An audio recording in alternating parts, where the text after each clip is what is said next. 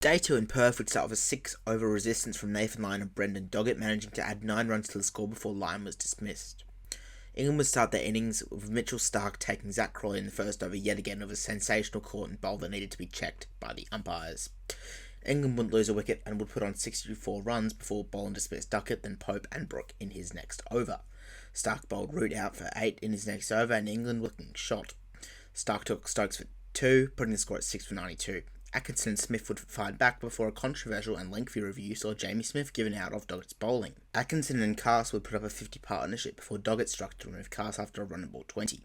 In that same over, he would take Jofra Archer out, leaving England 9 down. Scott Boland would take Atkinson out for 37, with Australia requiring 205 on a pitch where the highest score that game had been 172. Many thought England were a lock, including Piers Morgan. Because of Usman Khawaja's continuing back issues, Travis Head was moved up the order and opened the batting. Head would get off to an amazing start, joined by Jake Weatherald, who went for 23, with the score at 1 for 75. Head would bring up his half-century in what looked like an already match-winning knock. Head and Marnus would go on to dominate the game, with Head playing extremely expansive and aggressive shots.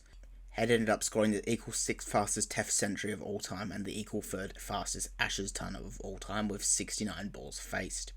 Head would eventually fall for 123 in one of the all-time Ashes knocks, considering the match's context. He was equal with Australia's first innings score as well. Smith would come out to bat and hit 2 or 4, including the winning run, and Marnus hit at 6 to bring up his half-century. Australia were home in one of the most entertaining tests ever, lasting only 2 days sadly. Let me know your thoughts on the match in the comments, and I'll see you in the next 2 weeks for the Gabba test.